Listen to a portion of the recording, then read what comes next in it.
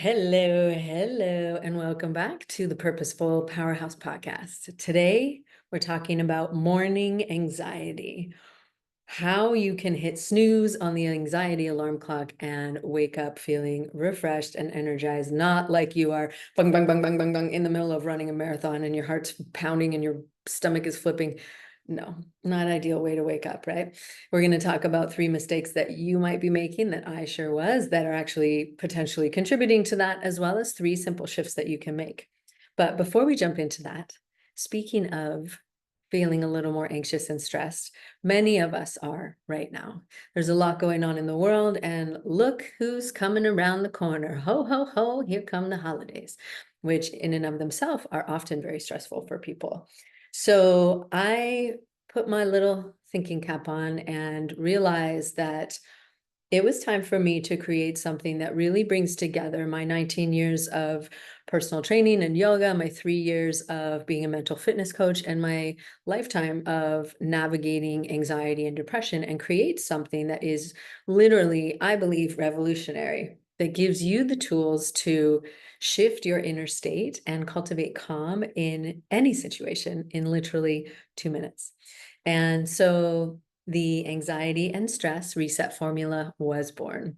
I'm very, very excited about it because not only is it simple, not only is it step by step, not only is it easy to follow, it's not adding more to your plate, it's adding a tool to navigate everything that's already there and really beginning to empower you with tools that you can use in any situation. Some of them are literally so ninja that you are going to feel so like you have a handle on life like no other, and really shift things for you in the moment, right? Because literally that's what we have each moment. The waves of life are going to keep coming, and they sometimes get bigger, right? We see that, we know that.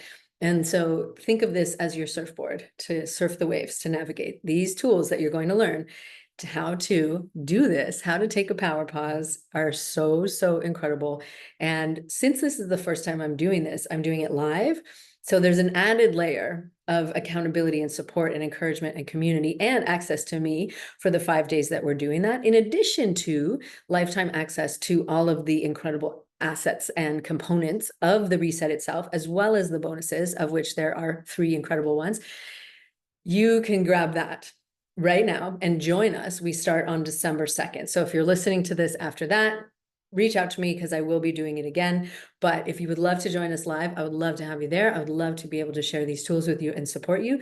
The link to grab your spot is in the comments and the show notes, because right now it's at a very special rate because this is the first time I'm doing this. So you'll get lifetime access for just that one-time investment. So check it out. Okay, so check it out. So let's go back to the anxiety alarm clock. It's a real thing. And when you're experiencing anxiety or stress, your nervous system is in an activated state, what is called the sympathetic state of fight, flight, freeze, fawn, or I think that was it. Fight, flight, freeze, fawn. No, that's it. I was going to add a new one there. No, not yet. I'm sure there will be more as we continue to evolve our understanding. And the understanding of the nervous system has evolved a lot over the last 30 years with the recognition that there's more than just fight or flight and rest or digest. There's different states of the nervous system that are all important, right? And a regulated nervous system is not calm all the time. It's a dynamic one that can respond to challenges and then come back. If you had a rough day, you can come back to yourself, right? Without a bottle of wine and the whole thing, and 3 seasons of a show. It's learning how to bring yourself back to that place of center and a place of calm so that you are in a more regulated state, right? And that resilient, regulated state is called the stay and play, where we have the ability to rise up and do the thing, right? We have the energy, we have the get up and go, but it's a very grounded, centered, anchored way of doing those things. It's not a frantic or frazzled. So it's that very much that in the middle lane, right? And from a polyvagal perspective, that's in the green zone. It's in that centered state of being, of which you will learn lots more inside the reset. So make sure you join us in a way that's really empowering and perspective shifting as well. So when we are already in that activated sympathetic state, when we wake up in the morning, how we wake up in the morning is that there's a natural rise of cortisol in your body. So cortisol is one of your main stress hormones, and that's what gets you going. But if you're already dysregulated, think of it, you're already kind of running high, you're humming high, right? If you're on a scale of 1 to 10, if you're already feeling anxious or stressed, you might be already up here at, say, a 7 or an 8, right? And that kind of tightly wound, feel like a ball of elastics that's about to snap sort of feeling. And then your body in the morning just naturally increases cortisol to give you that little get up and go. It can feel like it gets activated even more. Whereas for other people that have a more steady state, say they're at like a 1 or 2, they're kind of just at cruising altitude, that get up and go spike of cortisol just kind of feels like, oh, okay, here we go, new day. Whereas if you're already feeling anxious, it can feel like, holy shit, oh my God. And so that is, something that I experienced a lot for many years, and admittedly would get really frustrated by and discouraged and disappointed. Like, why is this still happening? And so, of course, me being me, I love to dive into things and understand. And so I started to look at some of the things that I maybe was doing. No, I was doing, and you may be doing. I 1,000% was doing. I don't know if you are, but I'm bringing it to the table so you can take a compassionate, curious look at it. And that's really important, right? I'm going to stop there before I share the 3 mistakes.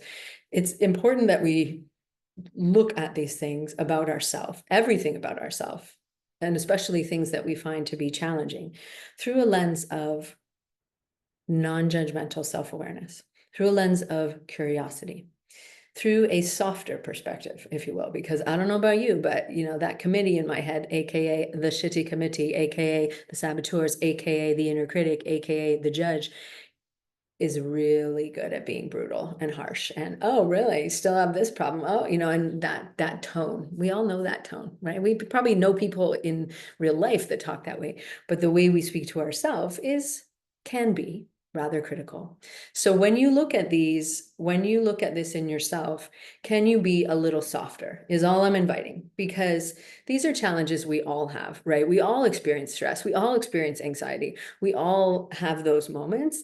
But the way we interact with it, the way we speak about it, the way we fuel it or don't fuel it with our energy, the words we use around it, this is all a big part of the reset and the shift and the work that I do. Because even I hear people all the time like, oh, women who's, when I tell them what I do about the movement that I'm leading, oh, women who struggle with anxiety.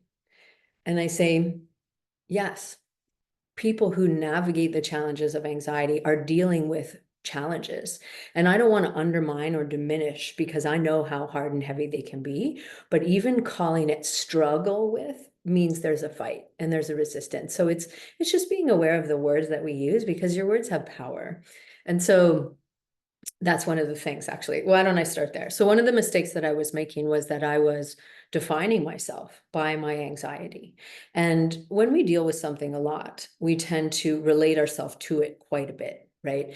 For example, I am an entrepreneur, and for a long time, and I still do, because it's one of the roles, but it's not who I am. So that's an important perspective shift, is defining myself by my role. And I'm an entrepreneur, I'm a small business owner, and I am, but ultimately that's not who I am at my deepest core. And neither are you. You're not any of the roles that you play, any costumes that you wear, or any labels that have been put upon you or that you've chosen for yourself, or any diagnoses that you've received or that you have understood through your own research. Because I would just be constantly saying to myself and out loud, I'm anxious, I'm depressed, I'm anxious, I'm depressed, and defining myself by that, because it was my reality. And I'm not undermining the fact that you might be feeling that way, or at times you do, but it's really important to have that space between, right? Because that's our place of power, is the space between things. And so being willing to look at it in a slightly different way and change your relationship to it. Rather than I'm anxious, I'm feeling anxious. There's a beautiful proverb. It's in Gaelic, I believe it's from Ireland. When people ask people how they're doing and if they're feeling sad, they say, sadness is upon me.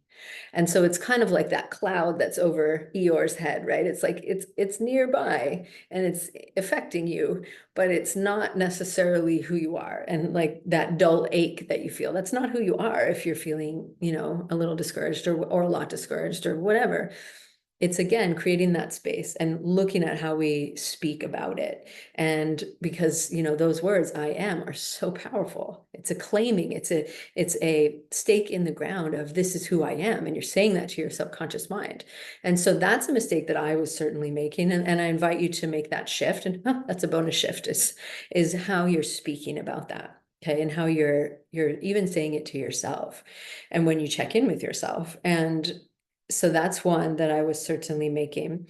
And I've already alluded to it, but to really highlight the fact that for me, I was really frustrated by the fact that I was constantly dealing with this.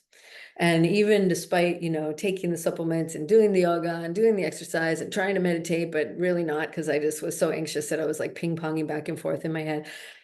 I was really resisting it. And as much as I was defining myself by it, there was an element that was defining that myself by that frustration about it and getting so annoyed with it. And like, oh, again, we're still dealing with this. This is still happening. And having that level of resistance and ultimately judgment.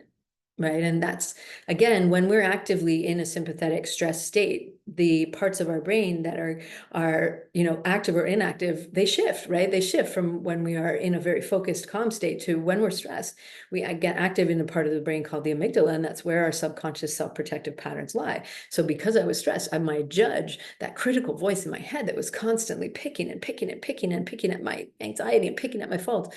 It was very activated because that's the part of the brain where those patterns are stored.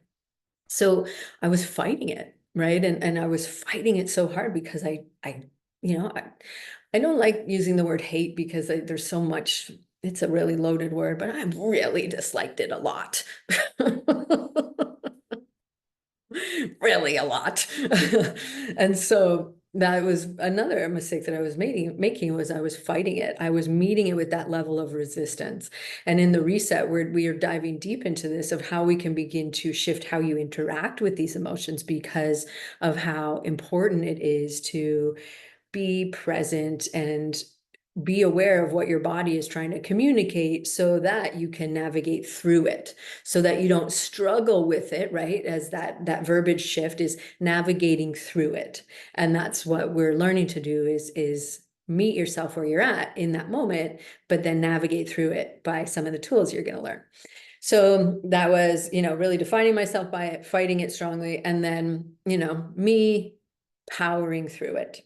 So my particular flavor of the way anxiety would show up, I'd wake up in the morning feeling anxious, and then I would try to just override it by doing, I'd do my workout and I'd feel better. And then I'd start to feel anxiety again. And my default coping pattern, because of the way my brain is wired, because of what was modeled for me as this is how we handle stressful situations when I was a child, was to just go.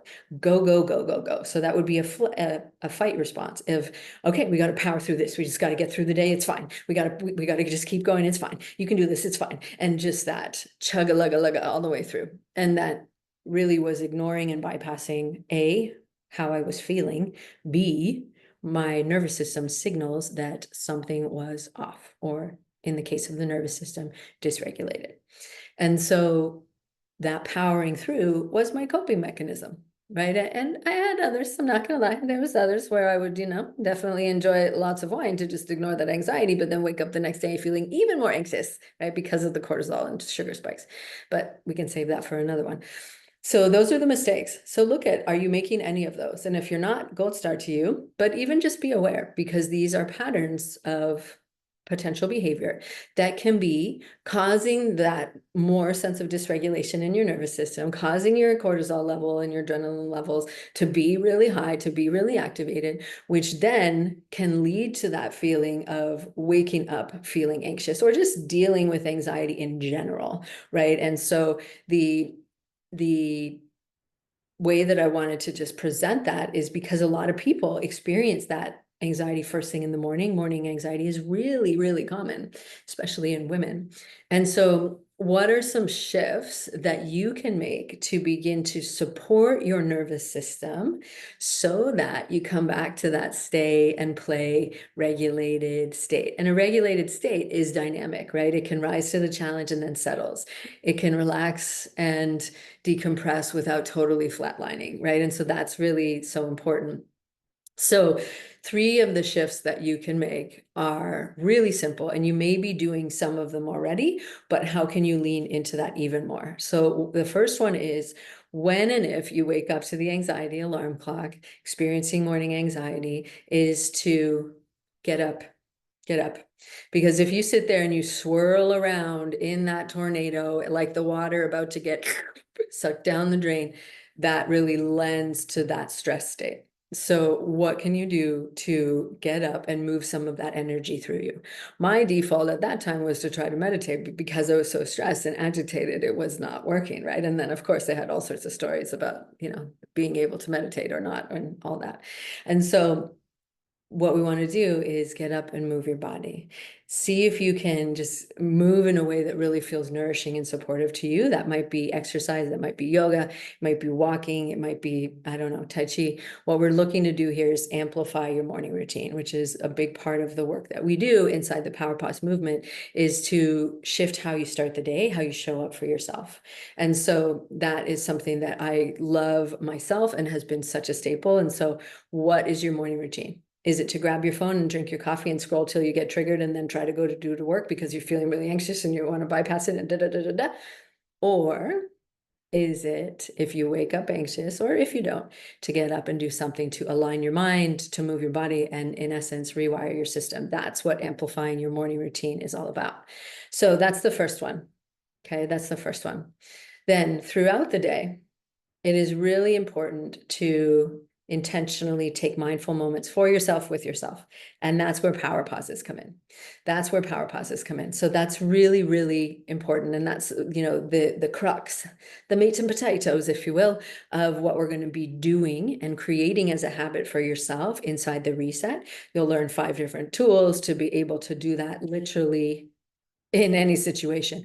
Because what you're doing there is you're turning down the volume. Right? Imagine, so you're at a 10, your nervous system's at a 10 and you're feeling really stressed and you're feeling anxious, then we want to dial it down, right? We're turning down the volume on the stress and essentially turning down the amount of the cortisol and all the effects that are having inside your body, which are not amazing, right? When we're experiencing long-term stress and anxiety, it takes a toll, right? It takes a lot of toll on our body. We know that there's significant research around the impact of stress on longevity, on performance, on immune function, on sleep, on your sex life, on your relationships, on your ability to be creative. All of that is affected by ultimately your nervous system, but in this case of this conversation, your stress level, right? And so when we can bring our stress level down, what do you think happens? Well, all the other stuff that's opposite to that, that's great. Okay. And that has to do with your brain activity and your neurochemicals and a whole lot of other things. But, just to keep it so we can move this train along, is taking intentional pauses, right? And you might be that Ferrari racing around the track going fast, fast, fast. But even those Ferrari cars that are in the NASCAR, you can tell this is not my thing, but it's a really good analogy. When they're going crazy fast, they come to a stop. They take a power pause, and literally in seconds, all those guys just swarm onto the car and they're turning, taking off the tires and they're doing all the stuff, and just looks like bees in a hive, and it's amazing. And then it's like a brand new car when it goes and it takes off again. That's essentially what a power pause is doing, is giving you a tune-up so that you can continue on. Okay, so having those throughout the day, because what's happening here is you are bringing everything back to that steady state, that green zone in the nervous system, that leadership, powerful energy that you want to show up with, not the frantic, frazzled, on the verge of a freak out that tends to happen when we're in anxiety overdrive. So what we're doing there is you are keeping yourself in that steady state throughout the day. So you're in that, playful, energized, happy space as much as you can, right? We're not bypassing emotions. And that's a huge part of our work inside the reset, is feeling the feels, honoring them, witnessing them, and then allowing them to move through you, because that's what energy is, right? And emotion is it's in motion. Because what we're doing here is, in a sense, actually preparing you to sleep better. because throughout the day, when you're down regulating your nervous system, by the end of the day, you're not way up here, right? You're not at a 10, you're not at a 500, and then like, okay, well, it's time to go to bed now. Yeah, well, that's not going to happen, right? Because you're so wound up. So power pauses throughout the day is so powerful and helpful. And it's really important that it's that gradual progression throughout the day. You're dripping them throughout the day, and that's what we'll do inside the reset. So that when you get to the end of the day, you're not super wound up, you're not flying at max speed, you're able to quiet everything down and land the plane, right? You've been on a plane, you know that they're like preparing the descendant. That's not what they say, but prepare for landing. And they do all these things, and you can see the flight attendants doing the things, and then the plane slows down and then comes in for a nice landing at the gate and stops. What all of that preparing for landing, preparing for sleep is your evening experience.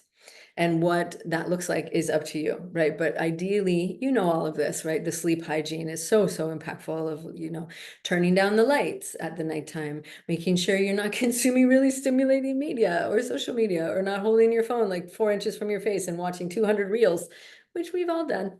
Or, even working till 10, 9, whatever o'clock and pushing yourself. So the opposite to that, turning the lights down, having a nice tea. I recently started using Moon Brew, which is so incredible. And it's a whole adaptogenic drink at nighttime. It's really lovely.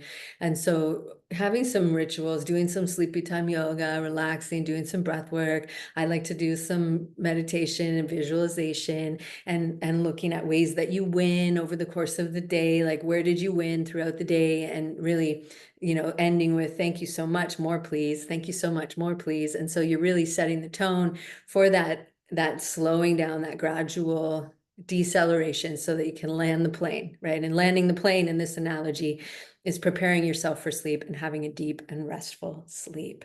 And so those are the 3 tips I wanted to share with you, is to amplify your morning routine, power pausing throughout the day, and having an evening experience, so that you're really nurturing and supporting at the deepest level, so that, in essence, you're really tending to your nervous system so that you can have a beautiful, restful sleep and hopefully wake up in that calm and ready state, right? And so that's really the goal and the vision. So I hope that you found that really helpful and insightful, because sleep is so important, as well as navigating and, nurturing and taking care of your nervous system, which, go hand in hand, as you just uncovered. And so, as I mentioned throughout and at the beginning, the anxiety and stress reset formula is kicking off on December 2nd. I would love to have you join us, because I know you've probably tried a lot of different things, right? You've probably done the therapy and the oils and the yoga and the supplements and the microdosing and the cold baths and the hot saunas and, whatever, medications. Like, I've done them, pretty much all of them too. Okay. And so one of the tools that is literally so transformative is that tool set of the mental fitness framework, of learning to take these little moments throughout the day to cultivate self-command, to be able to pause, to be able to be in control and shift your inner state and cultivate that sense of calm and centeredness in any situation, including, but not exclusively, the holiday season. We all know it's coming up. Typically it's stressful on the average year, and now it's like, hello, we have a whole global climate of things, and then just adding, so it's that, can we dial down the stress level so we can navigate and handle the challenges and the waves of life? So inside the reset step-by-step framework, totally laid out. So here's what we're going to unpack. You're going to get 5 different ways to take power pauses, literally so powerful and so effective. They only take 2 minutes. You're going to have the framework to do those throughout the day so that they're really supportive. We're doing it live, so you'll get the accountability and support to make sure you're actually doing it. And as well as having the people cheering you on and witnessing you and seeing you and supporting you in the process. Okay, so you'll get lifetime access to those. We're also going to really look at how to activate your invisible AI. I'm not going to tell you what that is, because it's so powerful and impactful, but it is such the tool set for you to shifting this, as well as looking at how we can cultivate that compassionate curiosity, change your relationship to these experiences of stress and anxiety so that they become an opportunity. I'm not going to say any more, but It's really powerful. And really making this a foundation, not just a 5-day thing, because yes, that's powerful. And yes, that's incredibly transformative and activating. But the idea is for this to become something that's sustainable, because it's not a one and done, right? The nervous system is an ongoing thing. So looking at how to weave that into your life and making that a beautiful practice and habit. So would love to have you join us. And if you happen to be listening to this later, then definitely reach out, because although I'm doing it live this time, it's going to be something that will be available ongoing. So that is an option coming up soon. And yeah, that's all I wanted to say. So there is because it's the first time I'm doing it, and I'm offering it at a really special rate, so you get a massive discount. So go ahead and grab your spot and actually share this podcast and share the link, because let's be real. We all experience stress and anxiety at times, and some of us more frequently than others, at higher levels than others. And a lot of us, including myself, are feeling it right now. And I guarantee you know at least one other person that you've spoken to recently that is talking about how they are feeling and how they want to feel and how they don't feel that way right now because of all the things, whether that's a political thing or a global thing or a climate thing or a holiday thing or all of the above thing. Please share the link with them, because I know they will be grateful. And the more people that have these tools, the better, the more we contribute to the continuum of healing and growth and learning as a collective, because it starts with you. And I love you, and have a beautiful day. Thank you for being here. Thank you for learning to use your mind and to think on purpose, right? Using these tools to move your body on purpose, keep it strong and healthy, so that you can show up from that place of center, from that place of regulation, as your purposeful powerhouse self. Until next time, take good care. See you in the reset. Bye-bye.